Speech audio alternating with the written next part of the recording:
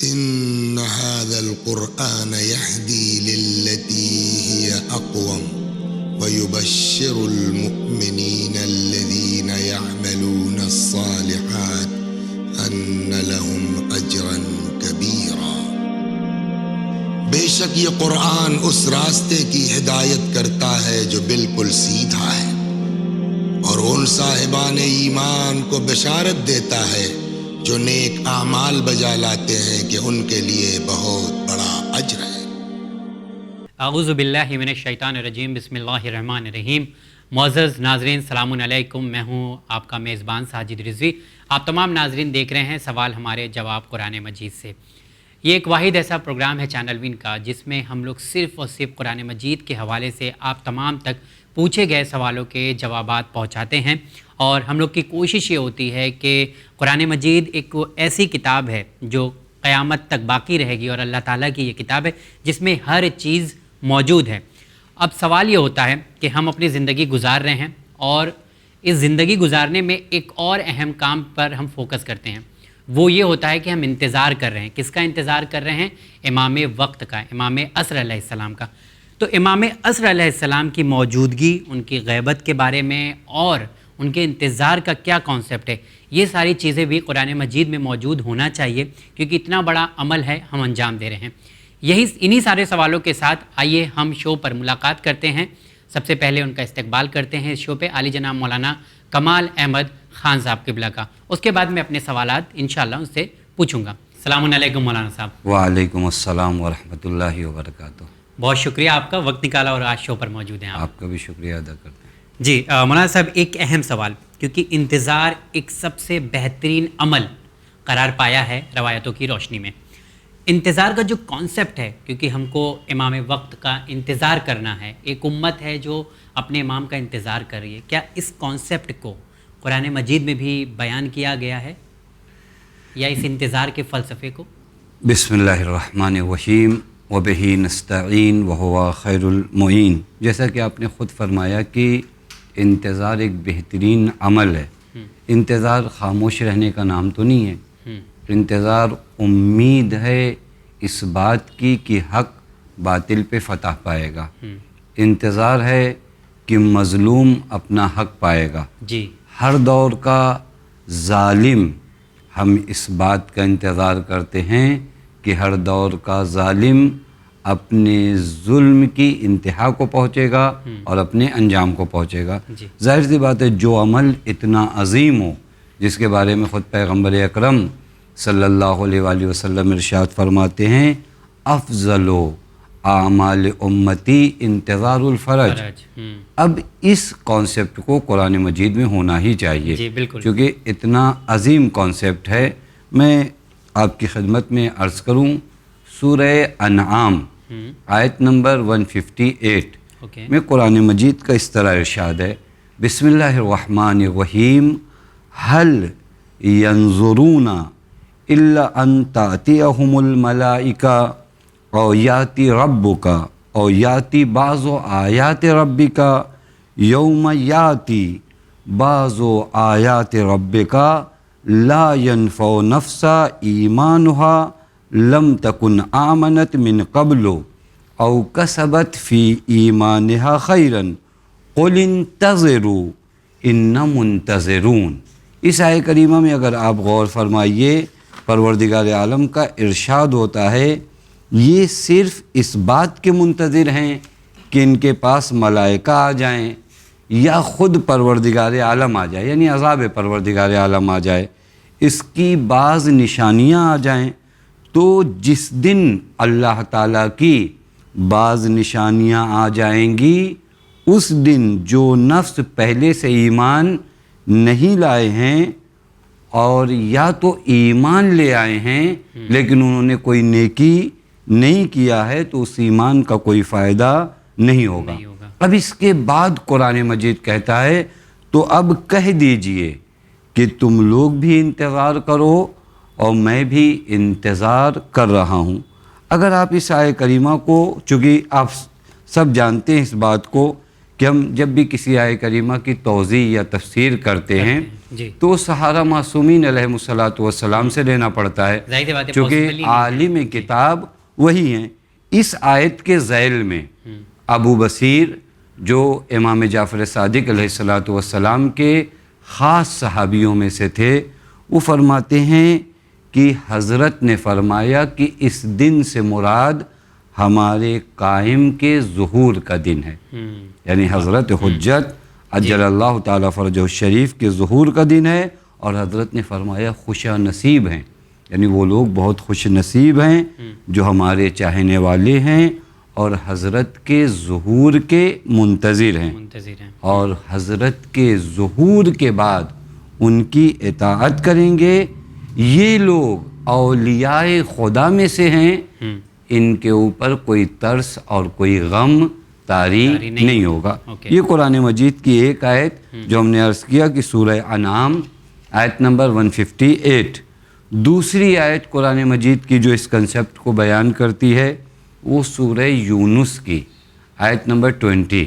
وہاں پر قرآن مجید کا اس طرح ارشاد ہوتا ہے وَيَقُولُونَ لَوْلَا أُنزِلَ عَلَيْهِ آیَةٌ مِّن رَبِّهِ فَقُلْ إِنَّمَا الْغَیْبُ لِلَّهِ فَانْتَظِرُوا إِنِّی مَعَکُم مِّنَ الْمُنْتَظِرِینَ۔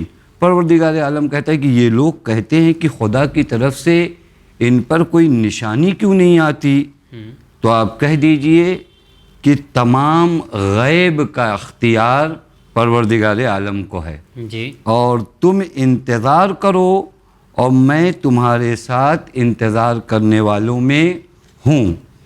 اس روایت میں اس آیہ کریمہ میں بھی ابن بابویہ جو محمد ابن فضیل سے امام رضا علیہ الصلوۃ والسلام سے نقل فرماتے ہیں کہ حضرت نے فرمایا کہ یہاں پر جو انتظار کا معنی ہے وہ حضرت حجت کے فرج کا معنی ہے، اور وہاں پر حضرت نے خود اس آیت کی تلاوت فرمائی فَانْتَظِرُوا إِنِّی مَعَکُم مِّنَ الْمُنْتَظِرِینَ۔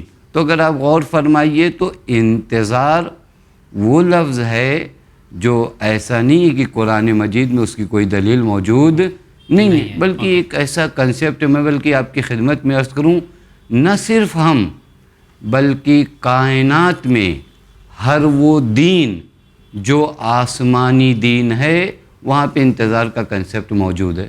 ہر کوئی ایک منجی عالم بشریت کا انتظار کر رہا ہے، بس تھوڑا سا فرق یہ ہے کہ کچھ لوگ کہتے ہیں وہ حضرت نہیں آئے ہیں، اور ہم اس بات پر عقیدہ رکھتے ہیں کہ حضرت ہیں اور ہمارے اعمال بھی دیکھ رہے ہیں۔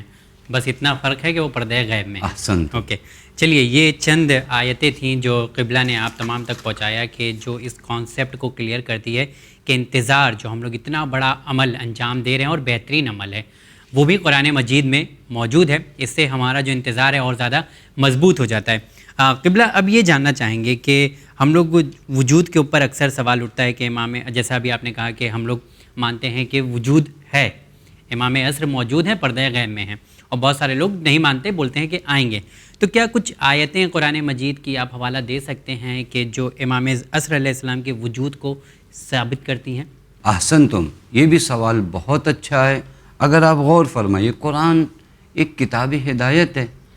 قرآن تا قیامت آنے والی جتنی بھی بشر کی احتیاج ہے اور ضرورت ہے، سب کی جانب قرآن کو گائیڈ کرنا ہے، جی، اور قرآن الحمدللہ اس جانب ہماری رہنمائی بھی کر رہی ہے۔ جو آپ کا سوال ہے کہ آیا امام کے وجود پر قرآن مجید کی آیات موجود ہیں، تو بہت زیادہ آیات موجود ہیں۔ ہم وقت کے اختصار کو مد نظر رکھتے ہوئے چند آیتیں آپ کی خدمت میں پیش کریں گے جو ہمارے ناظرین کے لیے مفید ہو۔ پہلی آیت سورہ رعد آیت نمبر 7، جہاں پہ قرآن مجید کا ارشاد ہے انما انت منذر ولکل قوم ہاد۔ پروردگار عالم اپنے نبی کو خطاب کر کے کہہ رہا ہے کہ آپ منذر ہو۔ منذر کا معنی یعنی ڈرانے والے، ڈرانے والے یعنی احکام خدا سے آگاہ کرنے والے۔ وَلِكُلِّ قَوْمٍ ہاد، اور ہر قوم کے لیے ایک ہادی ہے۔ اب آپ ذرا سا غور فرمائیں اس آیہ کریمہ میں کہ پروردگار عالم ارشاد فرماتا ہے انما انت منذر، آپ منذر ہو، وَلِكُلِّ قَوْمٍ ہاد، اور ہر قوم کے لیے ایک ہادی ہوتا ہے۔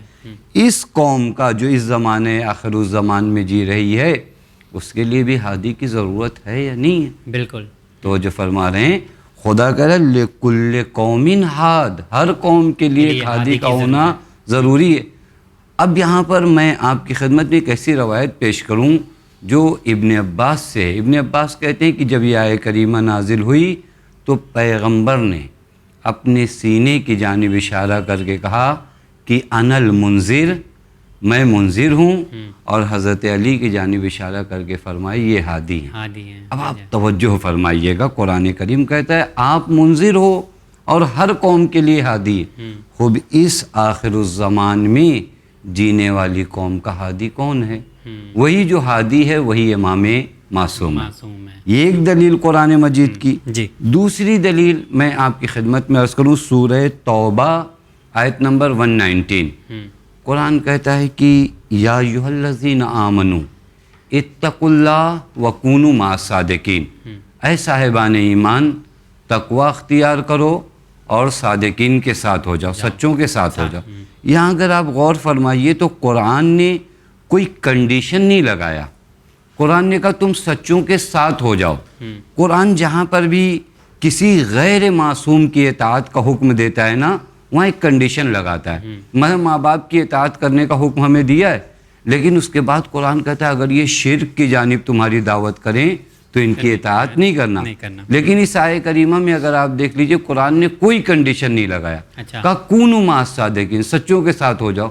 معلوم ہے کہ یہاں سچوں سے مراد معصوم ہوں گے۔ یہ ایک بات ہے، چونکہ کنڈیشن کے بغیر اگر آپ اطاعت کا حکم دے رہے ہو تو یعنی اس ذات میں خطا کا امکان نہ ہو۔ خوب کون ہے وہ معصوم؟